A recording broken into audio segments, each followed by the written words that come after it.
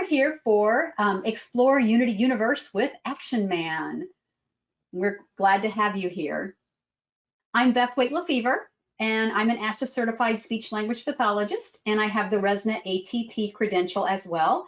And I'm employed at PRC Saltillo as the training and implementation specialist for the PRC brand. So in that role, I work with our great consultants, I manage our online training, and I provide materials and create resources for specifically for Unity and LAMP Words for Life. Before coming to PRC Saltillo, I spent many years in the field. I worked in outpatient rehab, public school, and private practice, where I supported parents, families, classroom staff, administrators, worked with other therapists supporting students who used AAC.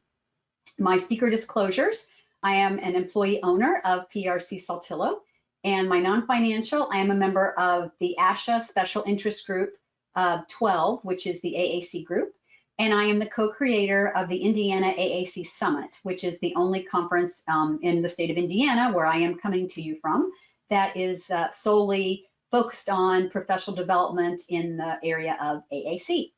And I am here today with my friend and colleague, Sam Strong. Hi, everyone. I, like Beth, am also an ASHA certified speech language pathologist. I'm thrilled to be here with you all today.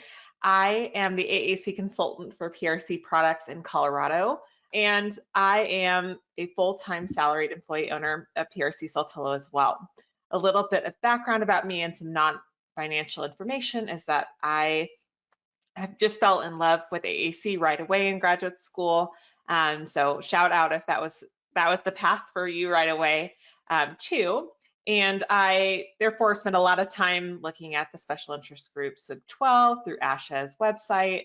And prior to working with PRC Saltillo, I worked in private practice, serving lots of families, kind of young kids to adults, using AAC systems. And I have a particular interest in supporting multilingual families. Spoiler alert, we have a class coming up in this series specifically on strategies for that. So I'm thrilled to be here with you all today. All right, so you've got handouts for this class. We have a Unity vocab QRG, which is our shorthand for quick reference guide. So that tells you about the Unity vocabulary.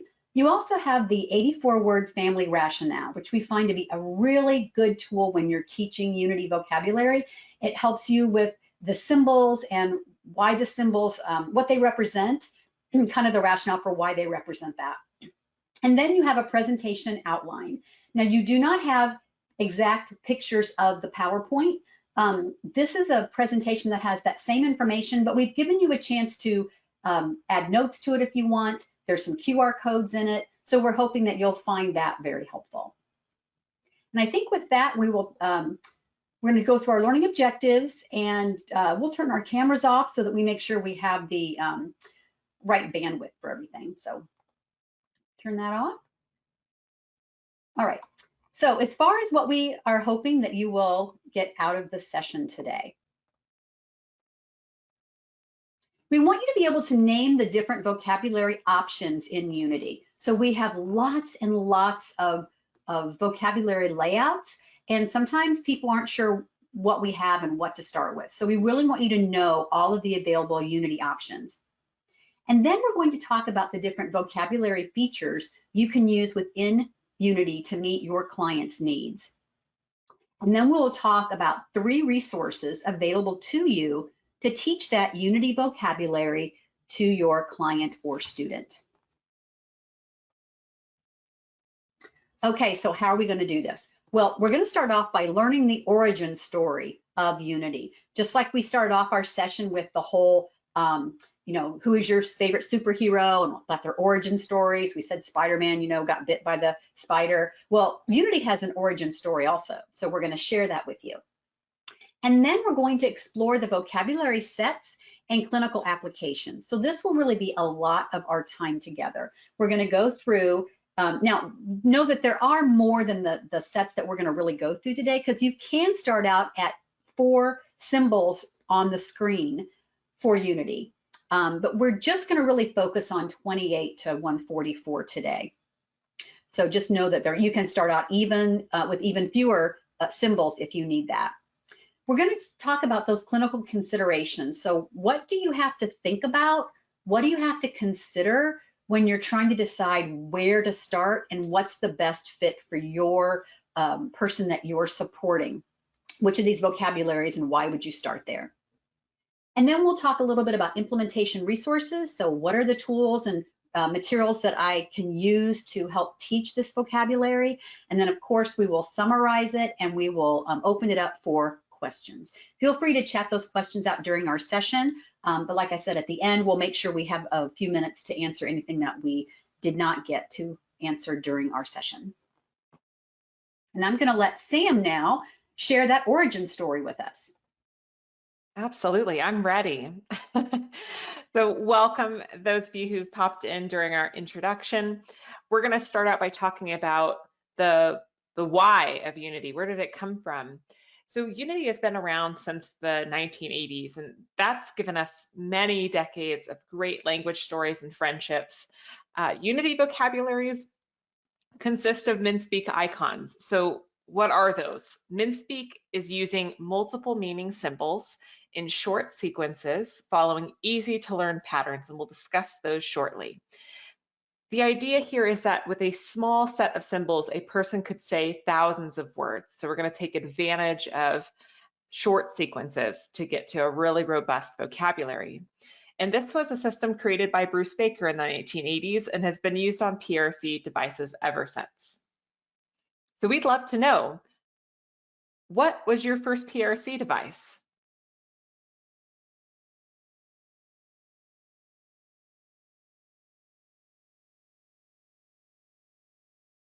Beth used the touch talker. I'll be honest, I started with the accent devices.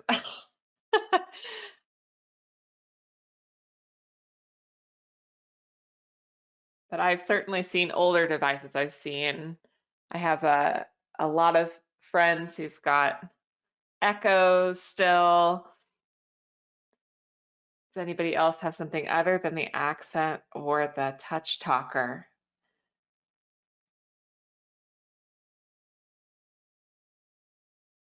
One thing that I love is that when you if you ever go visit the PRC Saltillo corporate headquarters, they have a device library. So you can actually go through and see the progression of all of the different pieces of hardware. And it's really like being in a museum. We'll take a look at a video of an older device here on the next slide. So Bruce Baker passed away earlier this year. And so we want to honor him by allowing him to speak a little bit about Unity vocabularies. And he's going to explain in this video the beginnings of Unity. And what I love about this is the little bonus. You're going to see how devices look before dynamic display. So before there was like touch screens with changing pictures, how did people accomplish using Unity? So let's watch this video.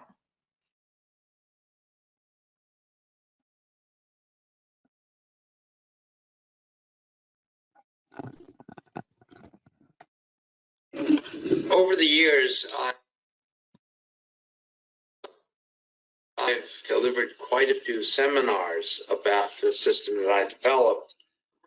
It's a hieroglyphic system, or was inspired by hieroglyphic systems, and I called it MinSpeak, for minimum effort speech, because the systems I've been seeing seem to have maximum effort speech. I just modeled it off Newspeak in George Orwell's 1984. And I had no idea that it was going to be commercialized at all, or that it was going to be commercialized with that name. I think that is an amazing phenomena to observe as someone that's been in the field since devices first started coming out.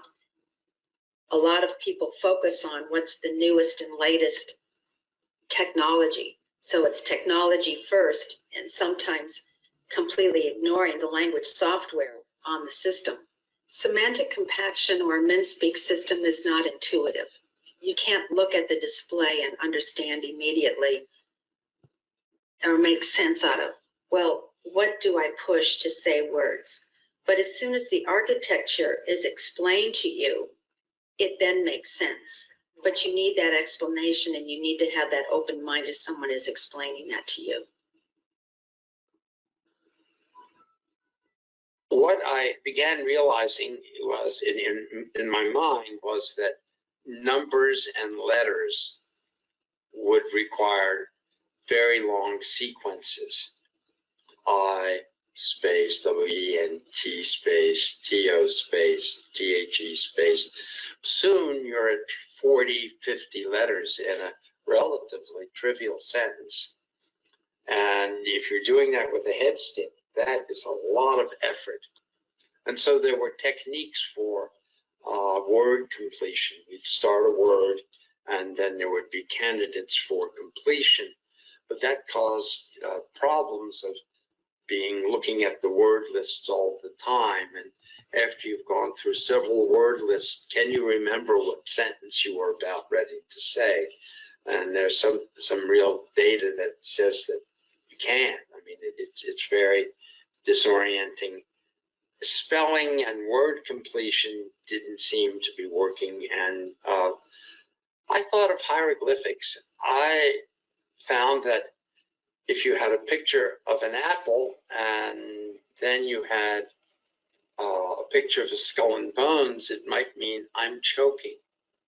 A picture of an apple and a picture of somebody grabbing for something, or a wanted poster, it might mean I want something to eat. And I found that with just 50 pictures, one could describe hundreds of things you might say. Over the years, I love hearing Bruce talk about his origin for Unity, and I think we'll find as we walk through the Unity vocabularies later, we'll see how those ideas really ended up being into a powerful multi-thousand word system on the accent devices we use today. So let's get ready to explore the universe. This idea that Bruce developed was created with paper overlays due to the restraints of the technology of the day. And flash forward to now, right? The future, we've got military grade, durable devices with dynamic screens and vibrant pictures. And the Unity vocabularies can be used on any of our accent devices. Our hardware at PRC includes the Accent 800, the 1000, and the Accent 1400. And this image of the Accent 1400 also includes Look, our eye tracking module for those who need to use their eyes to select buttons. I'm sure that when AAC systems, when Bruce was first developing MinSpeak, eye gaze wasn't an access method then, so much has changed. And what we find is that the ease of customizing vocabulary and access methods together with a variety of colors of cases and mounting options make today's speech generating devices with MinSpeak just out of this world. It's exciting. Before we start into word families, I'm curious, what size of Unity are you currently supporting? If you're working with someone in your home or in your clinic, are you using Unity, and what size of Unity are you using?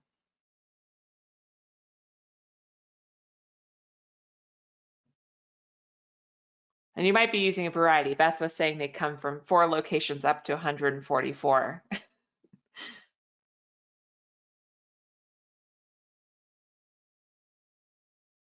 Oh, 84 sequenced at home.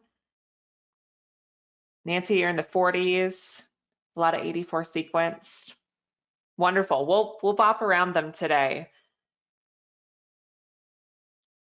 Thanks for sharing. All right. So Unity vocabularies are known for 4 key features, including single words, easy to access core vocabulary, motor planning, and word families. And while you'll see elements of these 4 features in this initial class, let's specifically test out the word family feature here. As stated before, MinSpeak uses multi-meaning symbols in short sequences following easy to learn patterns. And with a small set of symbols, a person can say thousands of words. This single symbol of the apple can be used to produce a verb or an action word, an adjective, a noun category, and specific noun. So in the chat area, I'd like for you to shout out if you've brought this apple to you with you at the park. So you're going to the park, you pull out your apple out of your bag. What's an action that you might do to that apple? You might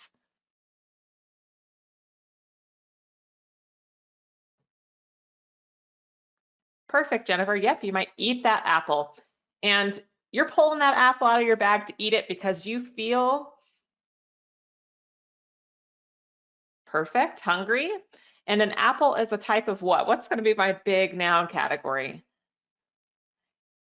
Yep, and it's a type of fruit, which is a type of an even bigger category of food. You'll also find fruit. So this one single picture on the home screen is going to get me to this entire family of words that relates together. And that is that concept of word families that's going to make Unity give you access to thousands of words with short sequences and using limited number of pictures on the home page. Now, while this is not a vocabulary class, we're going to spend a lot of time in vocabulary, but know that we do have a specific vocabulary course that walks you through these patterns in depth. I do want to just quickly point out the 5 patterns that you'll find in Unity vocabularies. Pattern 1 are those verbs, adjectives, and noun categories within a word family.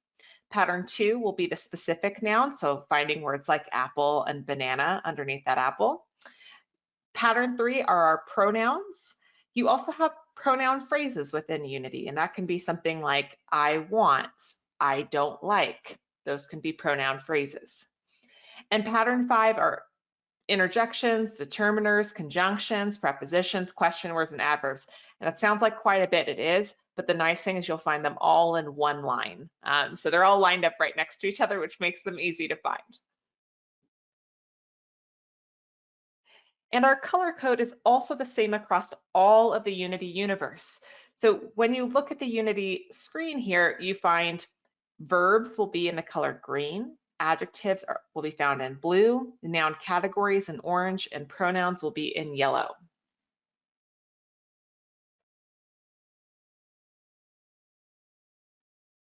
I think Beth's going to walk us through what's next in the Unity universe.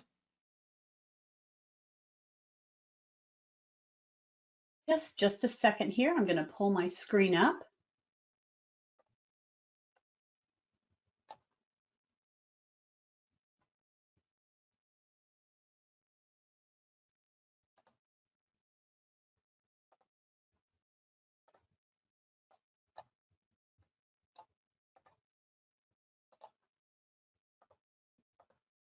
Okay, here we go. So when you're visiting the Unity universe, you really do need to know which software version your Accent device is using. So we have 2 different software options. We have Empower, which is our newest version, and then we have New Voice, which has been our standby for years and years and years. So as technology improves and we have access to newer and faster and better features, we want to make sure that we're providing you with easier and more efficient ways to use our speech generating devices. So just like your smartphone and your computer have updates to take advantage of new options, we certainly want to do that with our speech generating devices as well. So we're taking advantage of new features with Empower. It has quick and easy customization. You can see this is a picture of the on the top, we've got Empower, and on the bottom, we have New Voice. Now, New Voice has been around for many years, and it has lots of robust features, and it's an awesome software program that we have. And there may be reasons why you use New Voice versus Empower, and we'll go over those a little bit later, but I just wanted to share with you kind of what they look like. If you'll see the top screen, where it says User Settings, that is the toolbox in Empower. And then underneath that, in the screen that has the yellow and orange and purple and green squares, that is the toolbox in New Voice. So you can see that our engineers have really taken advantage of some of the newer ways we can use programming features to streamline it so that it looks a little cleaner and it's a little bit easier for you when you're customizing. So you're adding vocabulary or you're adding things like changing the voice or that sort of thing. So the first thing you want to do when you're in a Unity universe is you want to know which of these software versions am I running on my accent device? Because when you comment on social media, or if you call into PRC tech support, one of the first things they're going to ask you when you say you're using an accent device is which software program do you have? Because even though there are a lot of compatible things in both programs and your vocabulary is going to look the same, but the way you get to it is different. The way you program is different. So the way you can tell is if you look at Empower at the top here, you can see that this far right corner of that first screen, there's a little box that says menu. So that's going to be kind of a clue that you're in Empower. If you look at the new voice screen below that, in the right corner, you see like a blue gear. That's going to tell you that you are in new voice. So just make sure that you know, first of all, which of these your device has. Now, there's a lot of vocabulary options in the Unity universe. And throughout this class, you're going to see logos for Empower and New Voice. And we've done this to try to help explain what software contains that vocabulary. So there are some software options that are only available in New Voice. So we want to make sure that we help explain that situation. So the good news is, whether you're using vocabulary that's available in Empower and available in New Voice, their layout is the same. So if, for example, if you have one and you switch to another one, their layout is going to look the same. So let's see what we have here. Here's an example of Unity 28. You can see you've got 28 cells there. Unity 84 is a big jump. You can see that how the cells get smaller. But if we watch for, we're going to watch for Action Man during some of our slides in a little bit, and you'll see that he kind of stays in the same general area. Here's Lamp Words for Life. So the screen's a little bit different here, but you'll see our Action Man's in kind of the same area there. And we also have Lamp Words for Life VI. Some people think that's Roman numeral 6, but it's actually VI for visually impaired, and those are high contrast symbols. So those are all parts of what's considered the Unity universe. And even though Lamp Words for Life is a separate vocabulary, it still is under the umbrella of Unity, because Lamp Words for Life was a system of vocabulary that was basically taken from Unity. Okay, there are some additional vocabularies that are in the Unity universe that are only in New Voice. So the ones I showed you before had both the New Voice and Empower logo on the slide. This one has just the New Voice. So there might be some reasons why you're using New Voice instead of Empower. And so a couple of our vocabularies are currently only available in our New Voice version. Okay, this is CoreScanner. It's a vocabulary designed especially for individuals who are learning to communicate using switches. So we're going to talk about that in a little bit more detail in just a minute. So that, if you see that screen and it looks very different from the LAMP or Lamp Words for Life or Unity screen, you'll see that one because it's called CoreScanner. And then we have our Spanish vocabulary version called Unidad. And Sam mentioned this a little bit earlier, but we have a great class coming up on Monday, October 25th, where we're going to spend an hour going through the Unidad vocabulary. And it is a class designed for English speakers. So if you're thinking, I don't speak Spanish, but I might need to support a Spanish-speaking family, this is a class for you. So we have some spots open. So we'll tell you at the end how you can sign up for that. But just know that that's another vocabulary that we have available in the Unity universe under our New Voice software. Okay, just going to show a little bit about what CoreScanner is, because it does look a little bit different than the other vocabularies.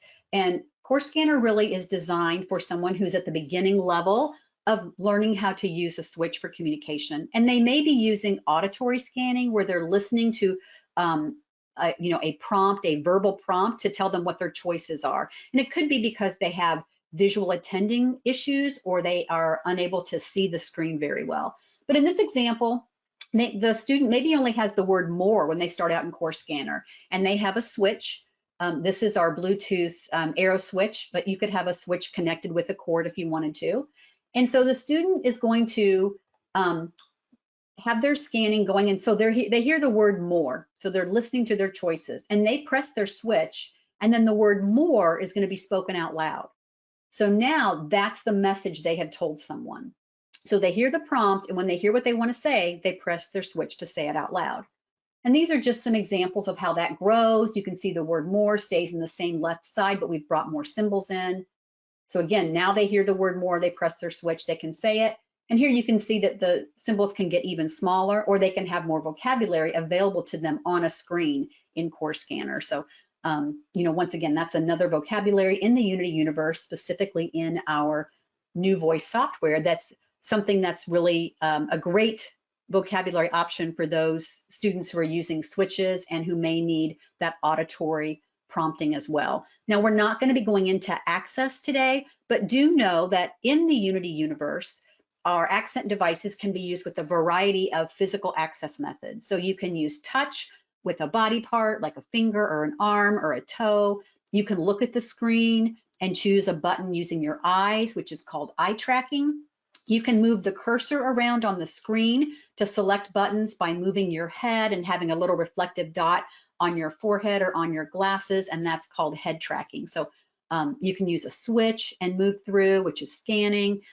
You can use a joystick. There's lots of different things. So if you're interested in learning more about access, we do have a class coming up on October 20th that will be taught by Sean Malcolmson, our access specialist at PRC Saltillo, and he's actually doing a series of different access method classes, so you could check those out as well.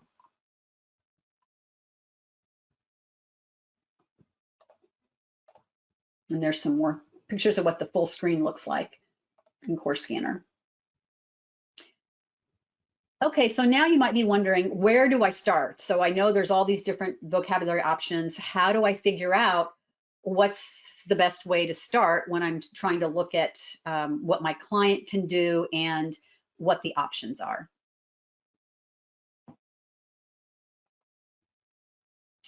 Okay, the first thing we would say to you is don't panic. The nice thing about having so many options is that we can find a great solution for everybody, no matter what language level they're currently at. And we can find the option that will grow with them as their language grows. So that's really critical, that we're helping them grow as their language grows. We don't want to reinvent the wheel. When I first started in AAC years ago, I was taught that you had like 8 pictures, and then when they learned more, you added more pictures and you added more pictures, and pretty soon you had reconfigured the entire device. And we know now that we don't want to change those motor patterns. So we want to look at a vocabulary that's going to let us grow that language without moving everything around.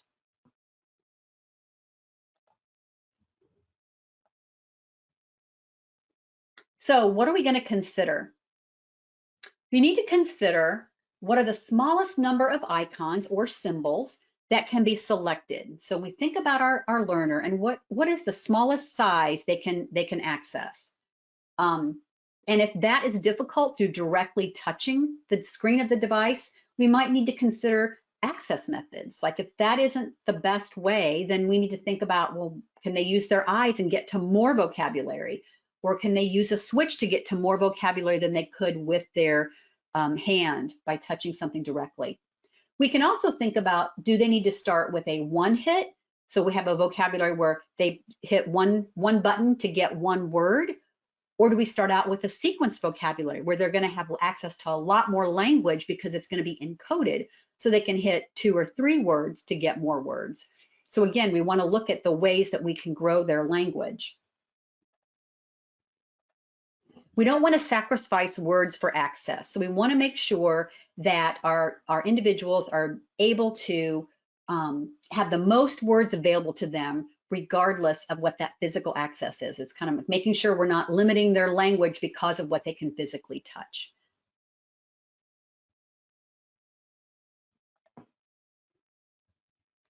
Okay, I mentioned one hit and sequence. So when you look at the screen, and Sam's going to go into our vocabularies in just a minute and show you the options. But when you look at a one hit, you may not know whether it's a one hit or a sequence at first, because the screen is going to look the same. But in a one hit, you're going to have access to hundreds of words, and you're going to have core words that speak immediately. It's called one hit because you press the button one time and you get a word. So because it speaks immediately, it's really good for those individuals who have a very limited attention span.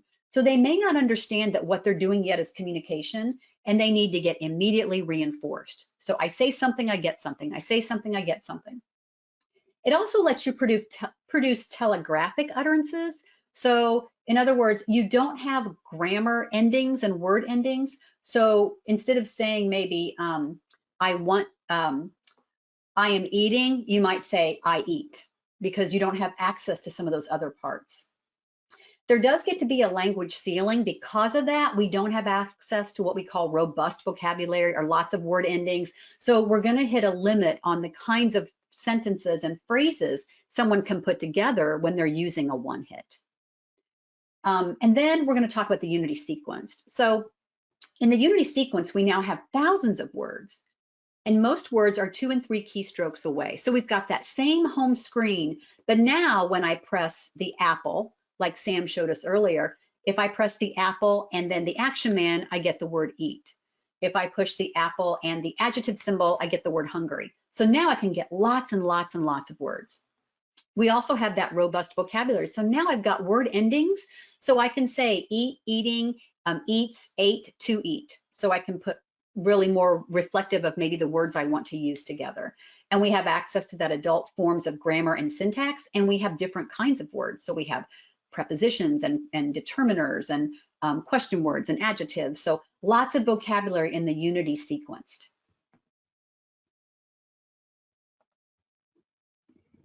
So one of the great features we have in both Empower and New Voice is called Vocabulary Builder. And this is an example of what it looks like when you turn Vocabulary Builder on in Empower. So on the left, I've got my vocabulary and I have everything open on that screen. But let's say I want to do an activity and I only want to teach the word stop and go. I can actually go into my toolbox and hide every word except stop and go. So you see how those pop out when Vocabulary Builder is turned on. So now I can do my activity, I can teach these words, we have a lot of fun with them. And then when I'm done with the activity, I bring all those words back, because I don't want to leave my communicator with just the word stop and go, because hello, what could they say? They could say stop and they could say go, but they can't say anything else. So I want them to have access to those words. But Vocabulary Builder can be a great way to highlight your words you're working on without changing that motor plan. You're just hiding the ones you don't want to work on. And in Empower, you'll notice that in this little bar here, I've got this, you can see the battery indicator, but if you look all the way to the left, there's this little grid that tells you that Vocabulary Builder is turned on. Now you can do the very same thing in New Voice. It just looks different because, again, the toolbox is different. So I'm going to turn this back over to Sam, and she is going to take us through the different vocabulary sets, and we're going to look for Action Man. So before I do that, I'm going to show you on the screen on the left here, you see the word R, and that's Action Man right there. Action Man appears in all of our vocabularies, so we definitely want to look for Action Man and see where he goes.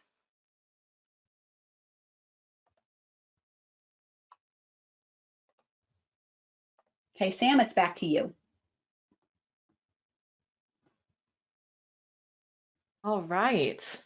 So this is a perfect example in this class where we look at your course feedback and have heard loud and clear that more clinical examples, seeing videos of people actually using Unity would be, one, more joyful to watch during our classes, and two, you want to see how this builds over time for different types of users. So Unity 28 one hit is a perfect place to start for some early alternative access users. I work with a lot of eye gaze users who this physical size of layout works well for them. I will say variety is the spice of life. So Unity 28 one hit is 28 location grid. And we're going to take a look at how a one-hit vocabulary is supporting a toddler accessing her accent with eye tracking. So she's using eye tracking with the look bar in order to sing with her family. And then we'll pop into the vocabulary itself. So let's take a listen.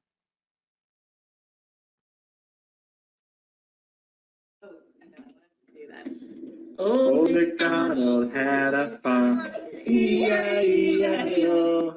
And And on that farm he had a dog, E-I-E-I-O. With a whoop whoop here and a whoop whoop there. Here a whoop, there a whoop, everywhere a whoop whoop. Old MacDonald had a farm, E-I-E-I-O. You want to choose one more?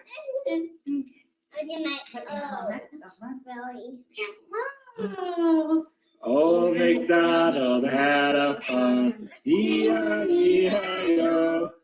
And on that farm he... All right, it's short and sweet. But what we want you to see here is that we're taking advantage of the vocabulary in the system using a little bit of the vocabulary builder tool that Brett just recently mentioned. And I like this video because it shows the reality of a household with a toddler using eye tracking. We're not always able to get them in the perfect position, right? Not everybody is always kind of strapped down, staring at their screen. They're engaging with their family. They're turning around. They're in mom's lap. And so that's something I enjoy about this video. Let's pop in and take a look at what the vocabulary itself looks like though. So Unity 28 One Hit has a lot of great, easy features to get started. So when you are here in the One Hit vocabularies, like Beth mentioned, they are going to produce words instantly. So on the home screen, we have 3 rows of core words here at the bottom.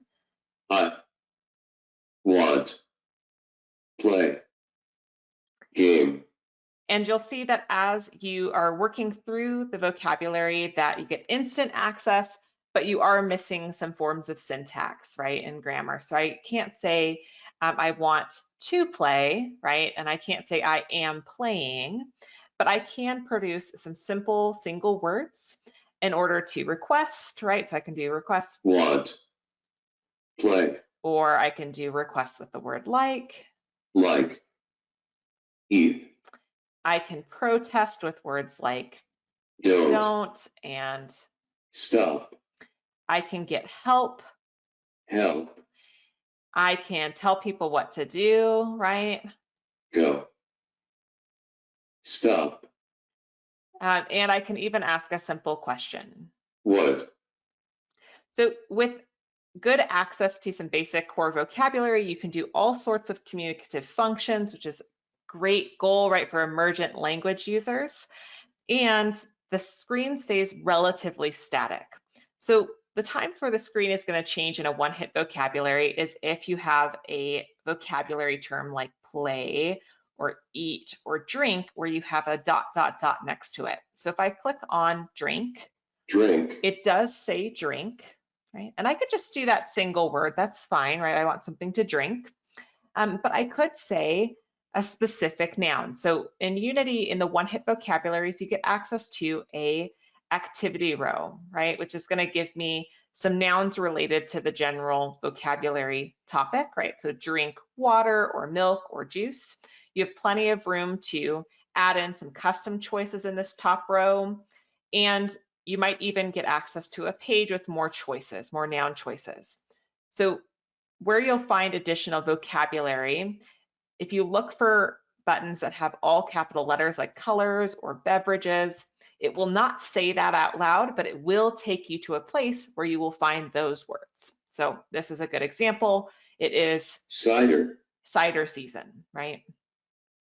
So that is how a one-hit vocabulary will work. And remember that you still have access, even in a vocabulary with relatively few words, you have a space to put people's names and even pages for social work. So you've got hello and goodbye. We've got good words like yuck and yum and oops in this space.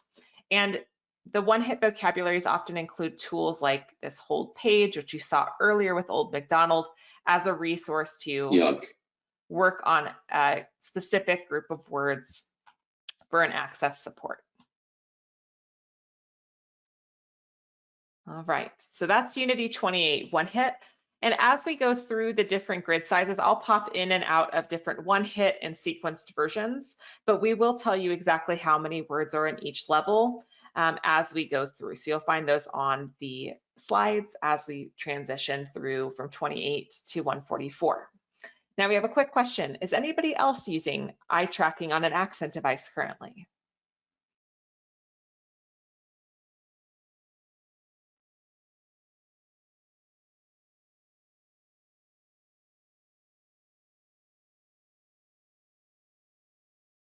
Not yet. Okay, up, Stephanie, you're supporting an eye tracker. Wonderful.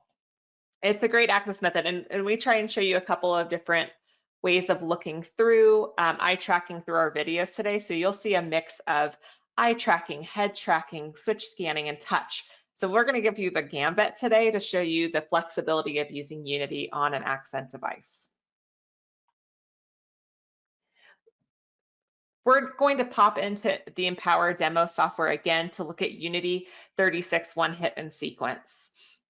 So when we're looking at these vocabularies again, we're going to be keeping an eye out for action man, and we're going to be seeing how words that exist, right, on the systems stay in relatively the same location. So for example, we've got the word stop, right, that is going to be found with the same picture in the same relative location between both levels.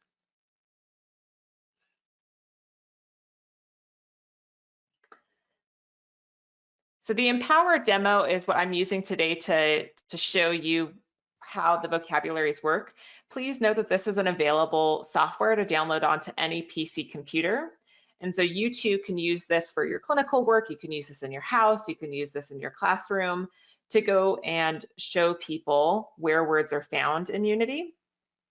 I'm going to pop into Unity 36 sequenced so that we can take a look at how this grows over time. So we haven't seen an example yet of how one symbol can get us to multiple vocabulary terms, but I'm going to prove it to you here. We'll start out with something familiar. We've been talking a lot about that apple. So when you're in a sequenced vocabulary, you will notice that everything is written in capital letters, right? So again, if it's written in all caps, it will not say that word, but you will find that word underneath that symbol. So I'm going to click on the apple first. And if I pair it with my green action position, I will find the verb eat. I eat when I feel hungry and I eat food. So I found my verb, adjective, and noun category. If you know the noun category, so if you can learn these orange words, you will be so much faster at finding the individual nouns because they're always found in the top row. So food is here. I will find foods in the top row. Food just happens to be an enormous category. So we've actually broken it up by even more specific types. So you can actually go and find an entire page of Italian foods. I had pizza last night. And as you're working through a Unity vocabulary, you will notice that it is single word based and motor based. So it's not a predictive system. So when I say things like, you know, I want pizza, right? Working through using a pronoun phrase. When I say pizza, it's going to go back to the main page, right? Because normally if I was saying I want pizza, right, for dinner, I would be done with that food page regardless. So it is something that's going to allow me to create flexible, unique phrases, questions, statements. And it's also going to be a system that's going to enable me to learn where are those words, no matter what order in a sentence I want to use them. So if I say, did you eat pizza yesterday? Pizza's still going to be found in this exact pattern, apple plus this button, and here's pizza. Pizza. Always there. Let's take a look at a couple other word families.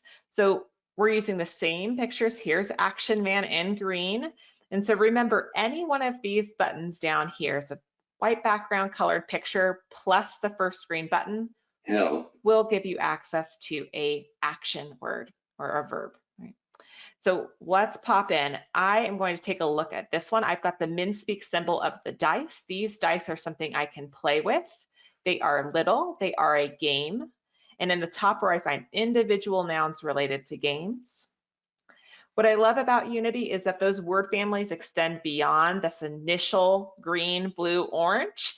I get related words down below. So what are some other things related to playing games? The concepts of winning, losing, dealing out cards, and spinning that turner, right, for the game. So all of these are found in one section, which means that I can teach this as a language unit or not, right? So you have the option for emergent learners to teach just the initial word of work, right? Or I can say, hey, let's take a look at this word family and learn that work and break and fix are in the same word family. Unity vocabularies include extra components, right? We talked about pattern 5, including things like conjunctions. So conjunction, junction, what's your function? I find those joining words. Why, mom? Because, right? Happy or sad. And I'll find even more options. So in the one-hit versions, I just get the single question word, what? But now when I'm in a sequence version, I get who and where and when in underneath one single button.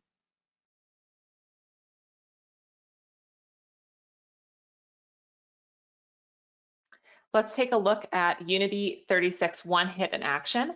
I've got a quick video of an emergent communicator using eye tracking again on her Accent 1400. She's using 36 one-hit, and you're going to see that her family and therapist are supporting her vocabulary access using the vocabulary builder tool. So just as Beth said, instead of going to only maybe 4 or 8 buttons, they know that she can get to this physical size, but maybe hiding some things around it will support that access growth and give her a space to build into a robust vocabulary over time.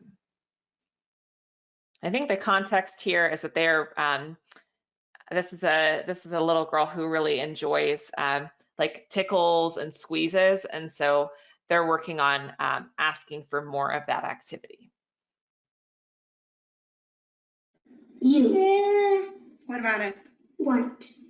I want. Yeah, I want more.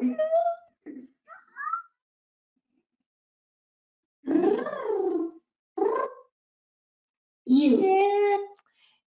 And as we go through these videos, you're going to find people who are fluent users, but we like to show people that there is a place to start. And so we can see that she's working through, correcting herself and saying, oh no, I want, right? Not you want. And then her therapist is going in and supporting her with that last word.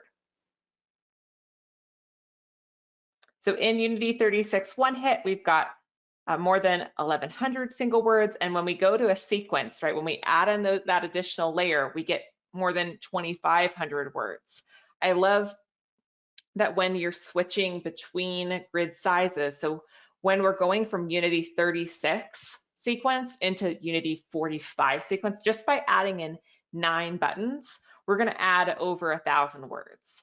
That's an incredible amount of gain by adding just 6 single cells to the main grid, which is why that conversation around finding the appropriate button size at the beginning that I can build into will have the potential to add a really dramatic language increase for your user without adding a bunch of physical strain.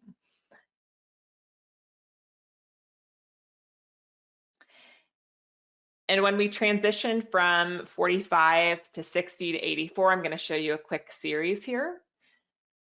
Here's our 45 grid. We're still finding Action Man, right? These are the home screens and Empower. And here's the stop symbol. So when we go into 60, again, here's Action Man and my stop symbol. And here's 84 location. And so as these grid sizes are changing, that's symbols more or less are staying the same and remaining in a very similar physical location. And this is done to take advantage of motor learning principles and to reduce the amount of change in how language is being produced by individuals who have a positive or negative change in their physical access.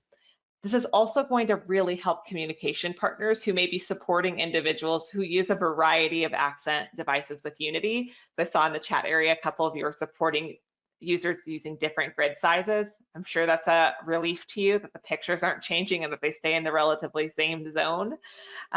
So that's something we've done intentionally. we are going to hop back into Unity 84. So I'm going to use the one hit first. So that, again, we can see that every grid size, you have the ability to start with one hit if it's important for your specific client. So let's do Unity 84 one hit.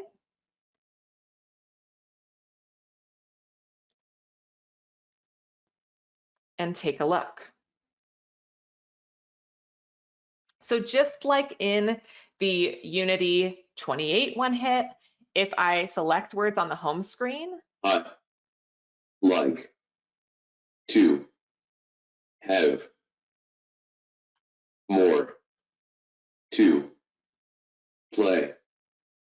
I like to have more to play. I can produce a series of words together. Now, when I've gone from 28 to 84, I've added in quite a bit of vocabulary options on the home screen, so I can produce a much longer, more complex sentence. I am still missing those word ending options, right? So I still am not able to do things like I played it, right? I can only say I play it, right? So I'm missing out on a little bit, but I can get a lot more vocabulary in here. So I can say things like, you know, you hear it, right? Or don't look me, right? Don't look at me. And I might be missing a word like at, but I can convey, you know, using this telegraphic language, right? Or the simplified kind of truncated language, I can still convey a lot of meaning, which I think is really valuable. So we don't have to miss out on some good words. I will personally attest to using the word look often during therapy sessions, because I have a lot of friends who are big fans of grabbing and pulling, right, to get mom's attention or dad's attention or therapist's attention. And so we actually just had a consult recently where we were able to teach the word look, and it made a huge difference just within a couple of minutes for a kiddo to be able to say, hey, look, I want to share this with you, or I'm in need of something. And this was a good attention getting word. So the larger the grid, the more options you have for one hit vocabulary to produce instant access meaning for the physical actions that a kiddo is doing in front of you. So I can, the more words I have, the more language I have to help you make language connections in the environment you're already working within. So same picture, so play is still the dice, right? So I can say, you know, play and work. I can talk about things like feeling good. Right? So I can talk about state of being. I can say, hey, I feel it. So maybe I want to talk about texture. And I can use the activity row to say feel scared, right? So Halloween's coming up. That might be a nice word. You're going to notice as we are working within a Unity vocabulary that often words that are taught together are spaced apart. So you will find words like fast with our shoe. I'm going to put my sneakers on and move fast, right? And slow, this snail, are not right next to each other. And that's a supportive feature of Unity where I'm going to have less of an opportunity to accidentally have a finger slip, right, and hit the wrong button.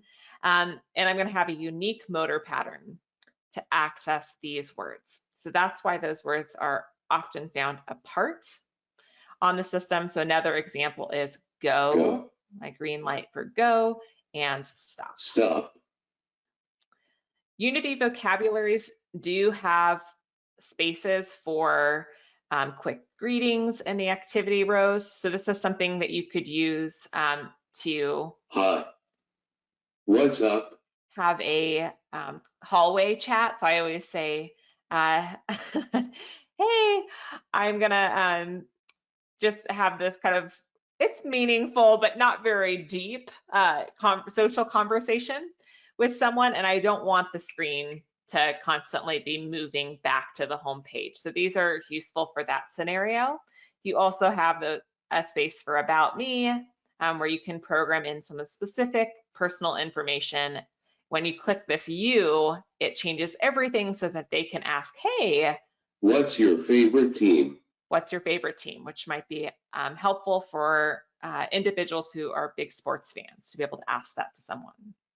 And Nancy, you're right. It does, having those similar words placed apart from each other, I have found that that really does help cut down on wrong hits. You're right.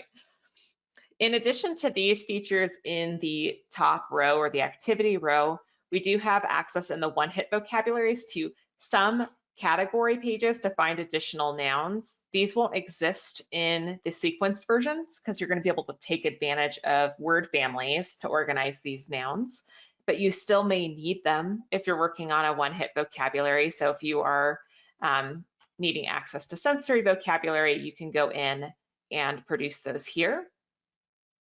We also have pages within Unity vocabularies, and this is something that we'll go and speak in more depth in our next Unity class that we're doing this month. But this is a space where you'll find access to phonics, word family pages, math pages, clock pages.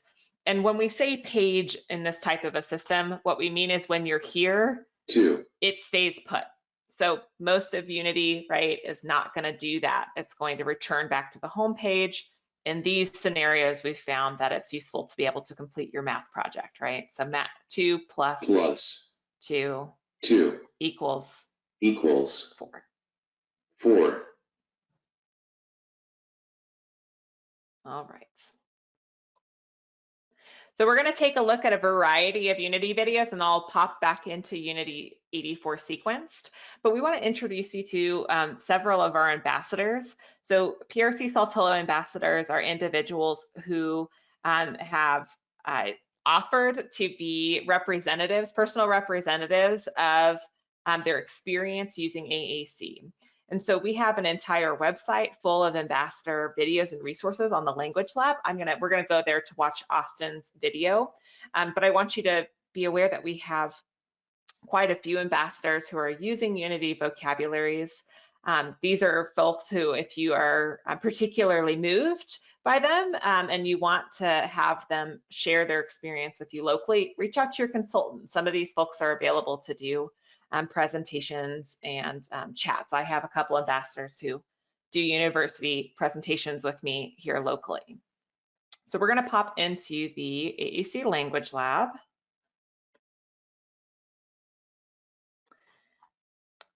And when you are on the AAC Language Lab, if you go to blog and you go down to ambassadors, I was on Kate's page, just an example earlier, you will see a huge list of ambassadors. And so some of these folks are using PRC products like the Accents, and some of them are using Saltillo products like the Nova Chats. Beth is right, ambassadors can be great guest speakers at your school. So if you're doing a diversity day or you're doing a career day, a lot of these folks are professionals and could also just speak to their life as professional XYZ type of people who happen to use devices. So there's a lot of variety. But we're going to pop in and listen to Austin Hambley, who's an ambassador based out of California. And let's listen to him.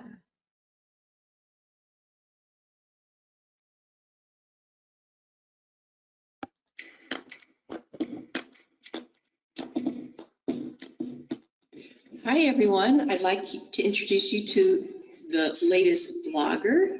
His name is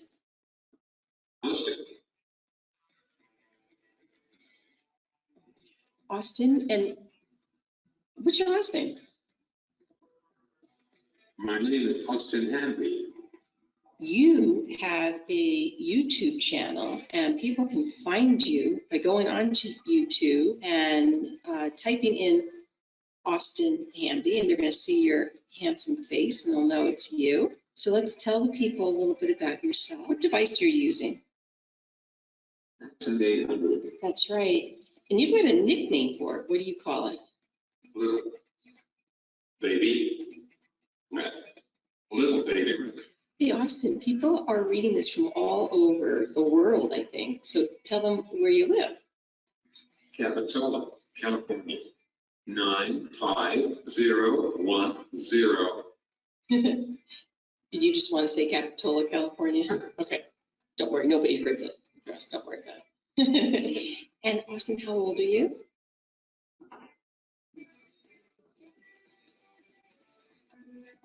I am 22 years old. And you're graduating your post-senior year at school. Hey, Austin, 2 hobbies. Eating and watching TV. My hobbies too. In particular, what do you like to eat? Avocado. Yeah. And what do you like to watch? Vacuum. The Bachelorette. So Austin has just become an ambassador for PRC. And so he can help out with, AAC groups or talking at conferences. He's a real pro. This is just an introduction, so you get to see what his face looks like. Anything else you want to tell people at this point, Austin? I love using my accent. And you know how to program it, and you are a definite what we call end user. What do you like using it for? Everything. Yeah, your personality really shines when you use it. YouTube and type in Austin Hamby for some more videos. Goodbye. See you. All right, so there's Austin. It's a pleasure to get to see him. And he uses his Accent 800 with touch. So I promised you'd see someone using touch today. But I'm going to skip into another ambassador video that shows my friend Kylie using Unity 84 with scanning. So you're going to see 2 videos of Kylie. Kylie used switch scanning for a very long time, and then her last device, the eye tracking, had gotten well enough for her to be able to use it. And so now she uses eye tracking on her accent device. So you'll see a transition of access method, and it's a good reminder to be checking in with access methods as individuals grow and technology changes, because there are on occasion things that are just game changers for individuals as the technology improves. So let's take a look at how scanning looks in Unity 84 sequenced. And you'll see on this video that Kylie is telling her mom what she wants for Christmas, and she's using switches positioned at her head and using column row scanning to get to her words. So on the screen, you'll notice like a red box go around the sections that she's scanning.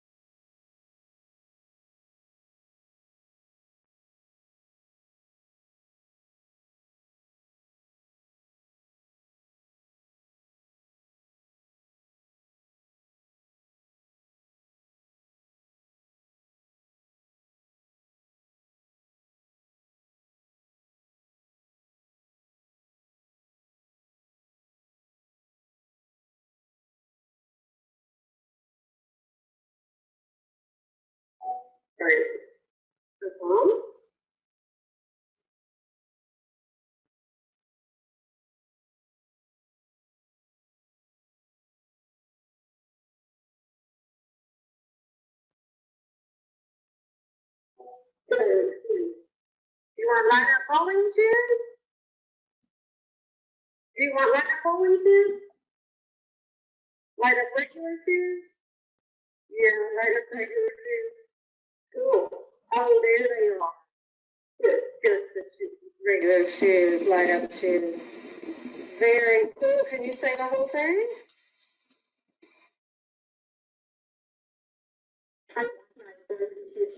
Okay, cool. All right. So you can see that she's able to access a robust vocabulary using switch scanning with her head. But when you're switch scanning, you do have to, it's indirect, right? So you do have to go through all the things that you don't want to get to what you do want. And so when Kylie was able to transition to using eye tracking, things go much faster for her now. I can attest to her being a very fast eye tracker. because she does a great job answering things live on video chat with folks. So let's listen to her using her accent device with her eye gaze camera, and she's gonna tell us a little bit about what she's up to.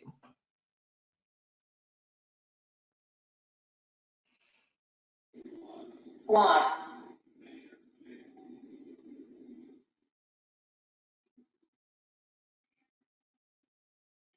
Two.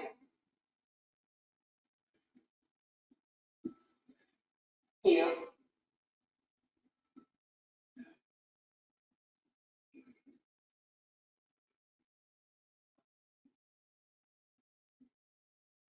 Like. Two.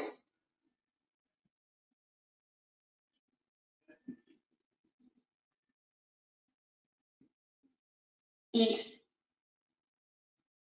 Say the whole What do thing. you like to eat? Okay, great question. I can't wait. All right, and she's actually, I remember she's working with a pen pal here, so she's asking a pen pal what they like to eat, which I love. So they're actually doing some writing using this, but you can see that instead of having to go through the things that she's not interested in, she can directly go to those vocabulary terms, and it's the same pathway that anybody using direct access, so using their finger, their toes, head tracking would use to say those words. One. All right, so we're gonna pop back into Unity 84, and we're gonna switch from the one-hit version to the sequenced version. And bear with me here. Got video playing in the background. So I will once again go through and change my vocabulary. So you may have figured out that I'm in the toolbox of Empower here, and I just go to the vocabulary tab, select a vocabulary, and then all of my options are here. I'm using Unity and going from one hit into sequenced.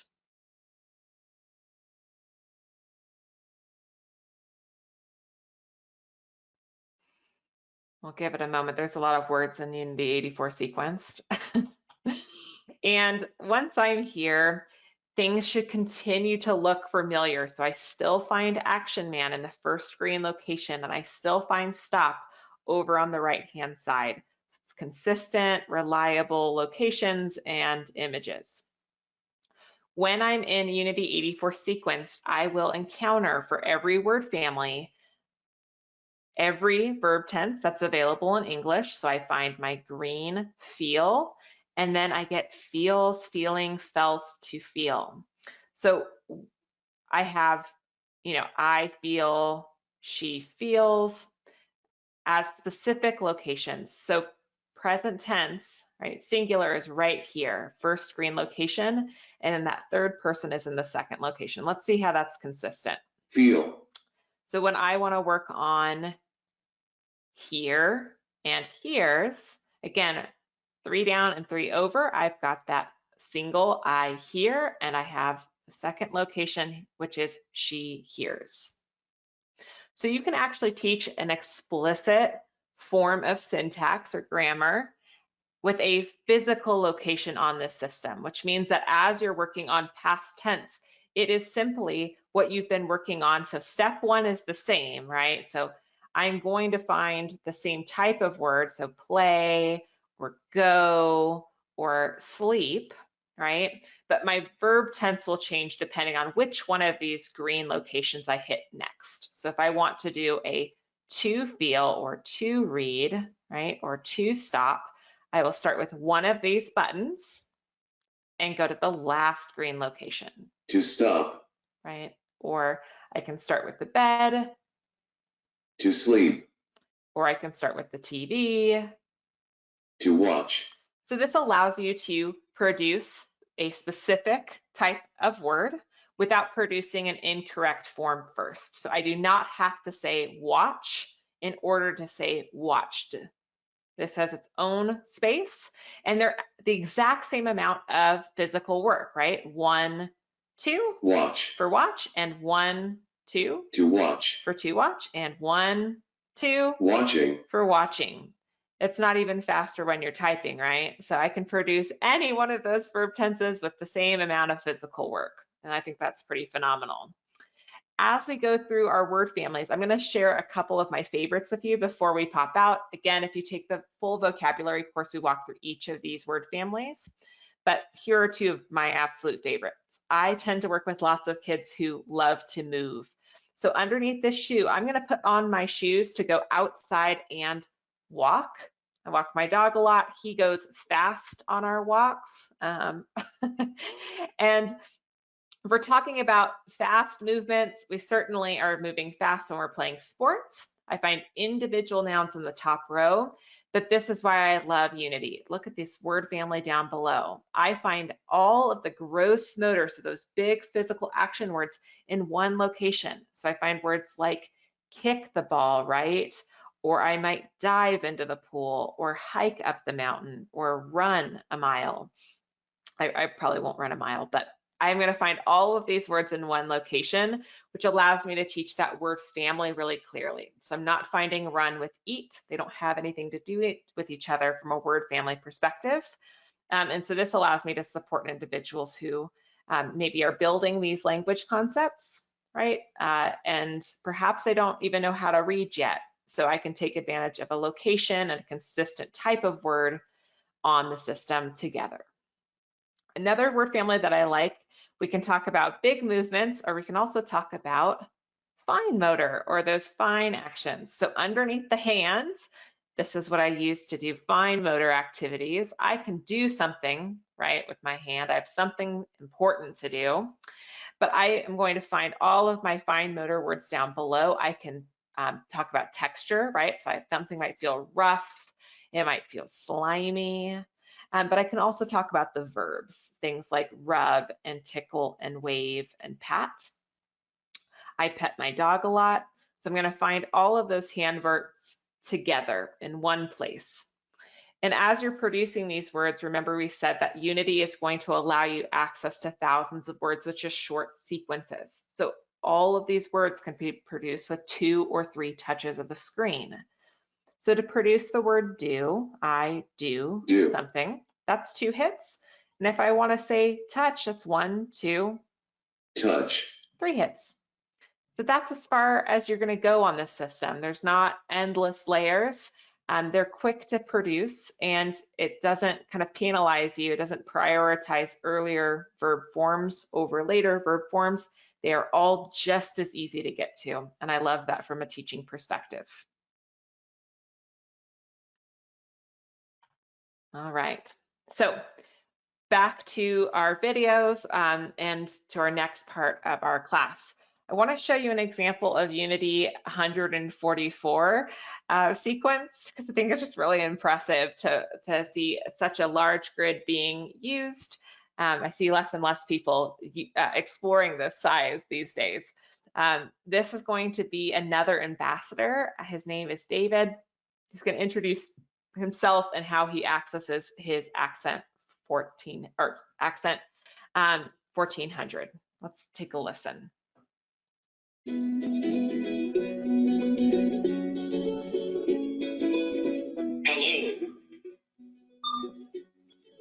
My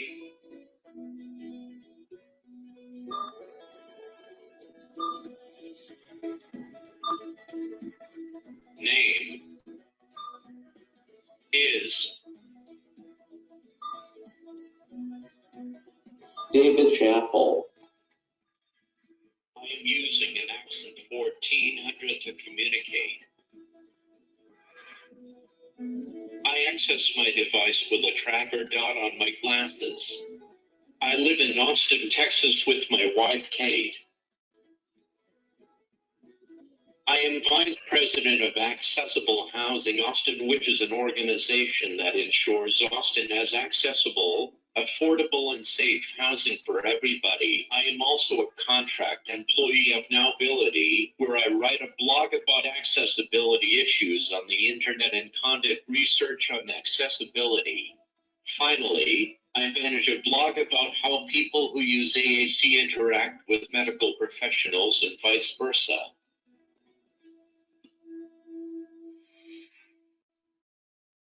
There's another great Unity user. And as you can see, he is using head tracking. So he's got a little dot that he puts on his glasses, and he uses that as a mouse cursor on his screen. And then he's got a little puff switch that he uses as a mouse click. And so people use a variety of types of access methods. We're always hoping to be as creative as possible to give people robust access to language. And that's definitely something that we can help you with. So if you're working with someone, you're like, gosh, I really feel like they should have more language access. I'm just not sure how to physically give them access to that. Your PRC consultants can certainly help. And someone asked a question in the chat on the PRC website, is there a place where we can access different vocabularies like LAMP, like there is for Unity? And I think, Anne, we do have a variety of classes to learn about on our PRC website. And I think that Beth is going to go over some of those websites together. We did have one last question. Who's tried head tracking on an accent?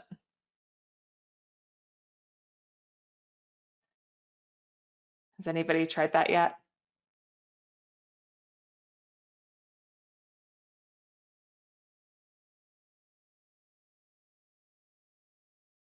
Someone's tried it, but yeah, it's a new one for a lot of us, right?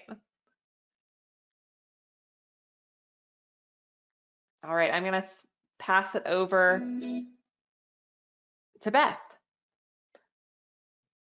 All right, great. So we've just got a few minutes left. We're going to go over some of the things that we've talked about, kind of summarize, and then go over some resources for teaching Unity. So we want you to take a minute and think about your learners. Again, think about their access methods or their familiarity with access methods. Have they tried some of the things that we've talked about? Have you considered that as part of the team if direct selection isn't an option? And even if direct selection is an option, there are so many things that you can do to make direct selection, make direct touch even better with the devices. You can change the time that the device, the screen will interact based on how long you hold down your finger. Lots of different things that you can change, even within that can help somebody's access. Again, we talked about attention span. So if you've got somebody who just can't, they're new, or even if they're quote new, they could be an adult, but they haven't had exposure to a speech generating device. So if they are new to AAC and they may not have the attention span required yet to do that full vocabulary, you may want to think about trying that one hit to give them some immediate success and help them kind of learn about what communication strategies are and the kinds of things that they might be able to get with their one hit. So if they get immediately reinforced and they realize this is helping me get something, then a lot of times they buy into that, and you can provide more words as they learn that this is something that is of benefit to them. And then of course, recognizing the vocabulary as communication. Again, take a minute and think about that physical access possibilities. The size of symbols that can be selected, because once again, we don't want to limit. If you've got someone who's got some significant physical needs, and maybe they can press 4 locations on a screen, but they need more access than just 4 words at a time, you might want to think about what is the physical access solution that might give them more symbols they can select. So if they're using head tracking or eye tracking, they might be able to have access to a lot more vocabulary that they can choose with just using their hands. And again, I mentioned the one hit and the sequence and that vocabulary builder. That can be another great way to introduce vocabulary to someone. So you may have an individual that can't handle all of the, say, 60 or 84 symbols on a screen at once, but they can select those. Then you might think about doing some vocabulary builder just to build up to some of that. So we want to just kind of again say that physical access skills should not limit someone's access to their independent communication and their robust vocabulary. So we don't want to ever say we can only give someone, so many words because that's all they can physically touch. We want to think about what are the ways we can give them the best and most efficient physical access method to the most words possible. And if we start out and we're limiting that in the beginning, then we need to start thinking about how are we going to grow that pretty quickly. And the nice thing about those Unity vocabularies, as we've showed you when we kept looking for Action Man, if we do end up growing from starting out with a 28 and then moving up to a higher vocabulary, we know that Action Man and the words are going to be in consistent locations. So some resources for teaching Unity. We do have lots of resources. The AAC Language Lab, you can chat out if you currently are an AAC Language Lab user, but this is a great resource. There are a lot of things on there for free, but for $19.99 a year, you get access to every single thing on there. And there's lesson plans, activities. There's also, if you're looking into literacy options, there is something called Learning to Read with AAC. It's Learning to Read with Unity. It has great options so that you can look at that as well. That's all part of your subscription. We also have implementation activities on the PRC website. So if you go to the printrom.com site and then look at caregivers, there's these implementation activities. There's a new one that was just put on this month that has information about Unity, and it talks about making monster toast. So it's got kind of an activity and it's got the words that you might use to do that. We also have an Active with AAC section as well that has activities. So they're not kind of worksheet things, they're real activities that you might do, like playing with blocks or going on a bug hunt. And you can use those, and they have the Unity patterns that you might use, and it gives you examples of what are some words you could say, what are some single words, and 2- and 3-word phrases. I want to also mention minspeak.com. So this is a website that is run by Semantic Compaction, and that is the company that Bruce worked with. I mean, it was the company he started back when we saw him in the beginning when he talked about MinSpeak. And so, of course, MinSpeak symbols are the symbols that we use on our PRC vocabularies. But there actually is a minspeak.com website that also has a lot of good resources. They sponsor webinars as well. So you can look for that as another option. And then how do you try out Unity? Okay, so you can practice. If you have a PC, you can download from the PRC website our New Voice Pass software. You can also download the Empower demo, which is what Sam was using today. But those are both different ways that you can get access to this vocabulary. So download it to a PC, and then you can go in and look at the different language levels. Someone asked about LAMP Words for Life. If you're using LAMP Words for Life, it's available on both of these as well. So it's another vocabulary. So is CoreScanner. So you have access to, in your New Voice software, to CoreScanner and Unidad, and in your Empower software, you have access to the Unity vocabularies and LAMP Words for Life.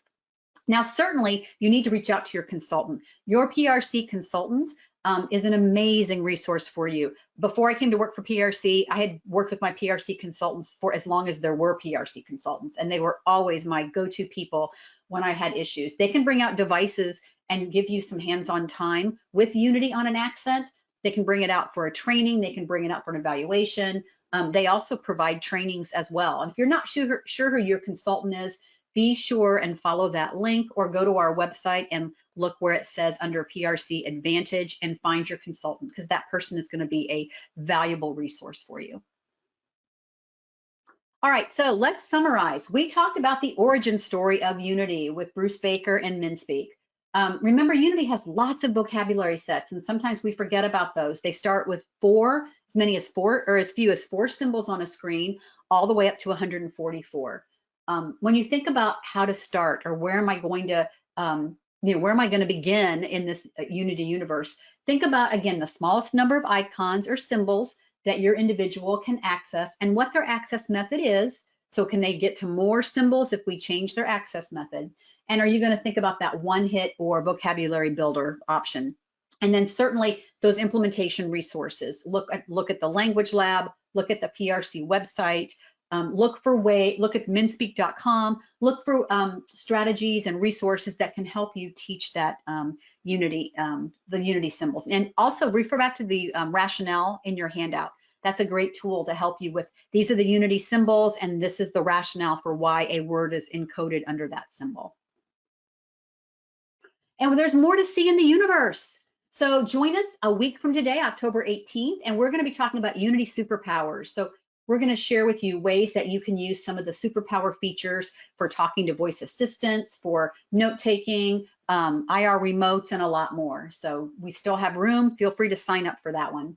And then 2 weeks from today, we'll be on the 25th, we'll be doing the Be a Bilingual Superhero with Unidad, and that is another great program we have set up for you. Once again, you do not have to be a Spanish speaker to take this class. It is written in English. It's designed to help you support someone who is using the Unidad vocabulary supporting families. So certainly we have time to sign up for those. If you want to know about any other educational program that we have, on our printrealm.com website under the education tab, you can certainly look for classes. You can look at product training classes like learning how to use Unity, the vocabulary, and you can look for implementation like learning to read with AAC. Now, the classes that we are doing this October for AAC awareness will be on our YouTube channel. So this class, as well as any of the other classes that pertain to Unity or LampWords for Life or Access that are being taught this month, will appear on a playlist that says October 2021 AAC Awareness. So by the end of the month, by the end of October, we'll have that playlist up with, so if you want to watch this class again or you want to refer someone to watch it, so just know that those will be there. And we want to thank you so much for joining us today. We hope that you enjoyed your time in the Unity universe. And we certainly hope that you will check out some of our other live and recorded trainings. Have a great day.